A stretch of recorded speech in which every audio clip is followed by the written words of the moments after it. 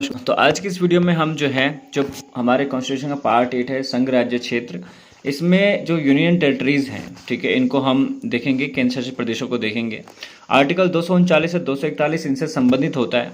तो क्या होता है कि जो 8 यूनियन टेरिटरीज हैं, इनमें कुछ कुछ यूनियन टेरिटरीज के लिए स्पेशल आर्टिकल्स हैं और बाकी चीज़ें तो हैं ही, तो इनको हम डिटेल से देखेंगे।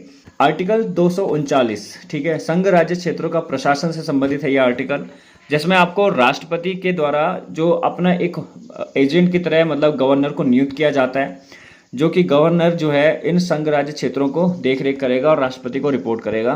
तो यानी कि संघ राज्य क्षेत्रों का प्रशासन से संबंधित आपका आर्टिकल 239 हो जाता है कि यहाँ पे किसका प्रशासन चलेगा। तो प्रेसिडेंशियल लॉ यहाँ पे चलता है, प्रेसिडेंट का शासन यहाँ पे चलता है, ठीक है। यहाँ पे उपराज्यपाल आ जाएगा, लेफ्टिनेंट गवर्नर, जो प्रेसिडेंट के बिहाफ पे यहाँ पे काम करेगा और प्रेसिडेंट को रिपोर्ट करेगा। इसके बाद आते हैं आपके आर्टिकल 239A पे, जो स्थानीय विधान मंडल या मंत्री परिषदों का सृजन करता है। ये बेसिकली पुडुचेरी के लिए बनाया गया था।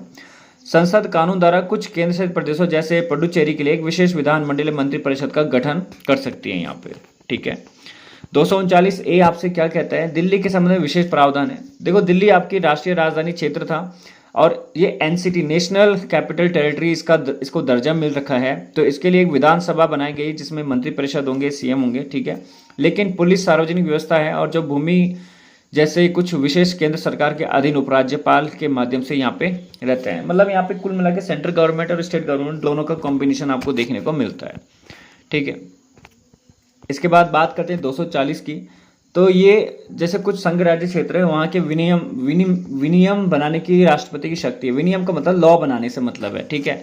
जैसे लक्षद्वीप, अंडमान निकोबार द्वीप समूह, दादर नागर हवेली और दमन दीव जैसे कुछ क्षेत्रों के लिए यहाँ की शांति, प्रगति, सुशासन के लिए कानून बना सकते हैं यहाँ पे, जो कि संसद के अधिनियमों को भी निरस्त कर सकते हैं और संशोधित कर सकते हैं। मतलब कुछ अगर जरूरी है तो वहाँ पे लॉ बॉडी फॉर्म की जा सकती है, ठीक है। अब देखो क्या होता है ना, मैं आपको इसे समझाता हूँ। यहाँ पे जो आपकी स्टेट गवर्नमेंट होती है ना, वो भी लॉज बना सकती है, लेकिन वो कोई ऐसा लॉ नहीं बनाएगी जो कि सेंट्रल गवर्नमेंट या कि जो संविधान के द्वारा जो नियम कानून बनाए गए हैं उनका उल्लंघन करे।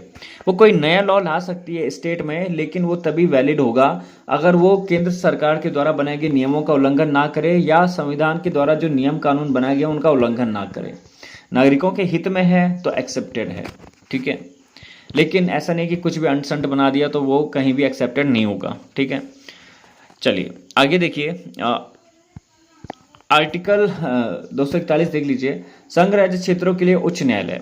तो जो भी संघ राज्य क्षेत्र हैं, संसद कानून द्वारा किसी भी केंद्र शासित प्रदेश के लिए उच्च न्यायालय का गठन कर सकती है। यह किसी राज्य के उच्च न्यायालय को उस केंद्र शासित प्रदेश पर अधिकार क्षेत्र दे सकती है। दिल्ली एकमात्र केंद्र प्रदेश है जिसका अपना उच्च न्यायालय है, दिल्ली का अपना खुद का उच्च न्यायालय, ठीक, केंद्र शासित प्रदेश।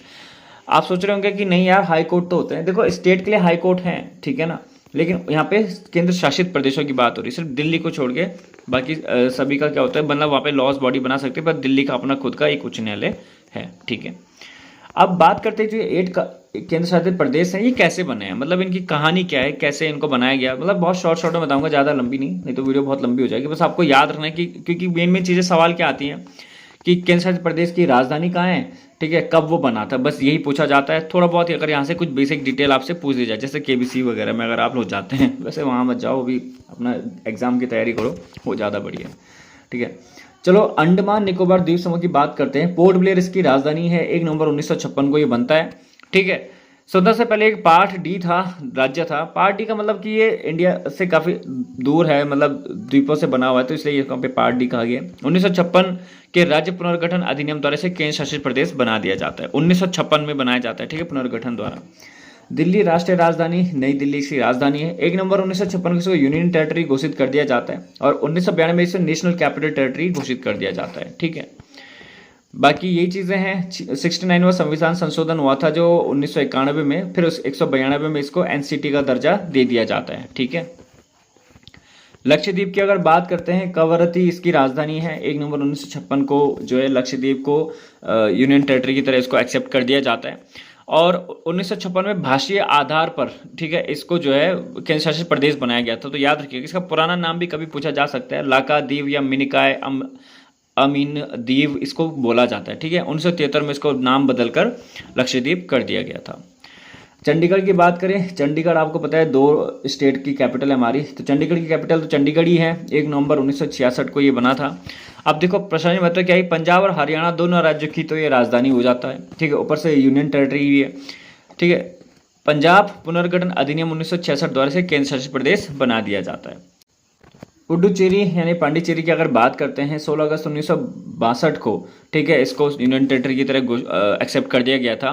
1963 में इसके लिए विधानसभा के साथ केंद्र शासित प्रदेश भी घोषित कर दिया गया, यहाँ पे विधानसभा भी इसके लिए बनाई गई थी, ठीक है ना। बाकी 1954, क्योंकि देखो ये फ्रांस का उपनिवेश था, तो हो सकता है पूछा जाए कि कहाँ पे फ्रांस का उपनिवेश रहता है, तो 1954 में इनका वास्तविक हस्तांतरण होता है, तो फ्रांस का यहाँ पे उपनिवेश रहता है, ठीक है।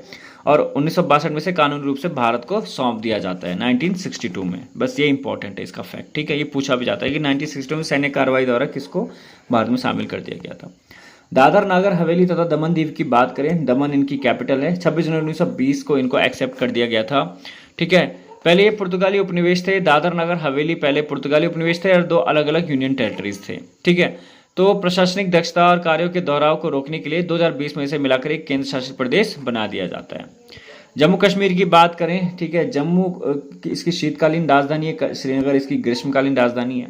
31 अक्टूबर 2019 को इसको भारत संघ में जो है पुनर्गठन विधेयक द्वारा इसको एक केंद्र शासित प्रदेश मतलब जम्मू और कश्मीर 2 केंद्र शासित प्रदेशों जम्मू और कश्मीर और लद्दाख में इसको पुनर्गठित कर दिया जाता है, ठीक है। जम्मू और कश्मीर की अपनी खुद की विधानसभा भी बना दी जाती है, ठीक है। लद्दाख की अगर बात करते हैं तो लेह इसकी जो है कैपिटल है 31 अक्टूबर 2019 से, तो सेम जब जम्मू कश्मीर पुनर्गठन अधिनियम आया था 2019 में, उसी के तहत इसको जो है एक विशालकाय यूनियन टेरिटरी बनाई गई, लेकिन इसका कोई खुद का क्या कहते हैं विधानसभा नहीं है। बाकी यहाँ पे कुछ छोटे मोटे फैक्ट हैं, जैसे कि हो सकता है पूछ दिया जाए, सांस्कृतिक विशिष्टता के कारण, सामरिक सुरक्षा के कारण, प्रश्न राजनीतिक महत्व के कारण, राज्य के भीतर छोटे छोटे क्षेत्र होते हैं, विवादित स्थान होते हैं, जिसकी वजह से जो है इनको यूनियन टेरिटरीज बना दिया जाता है, ठीक है।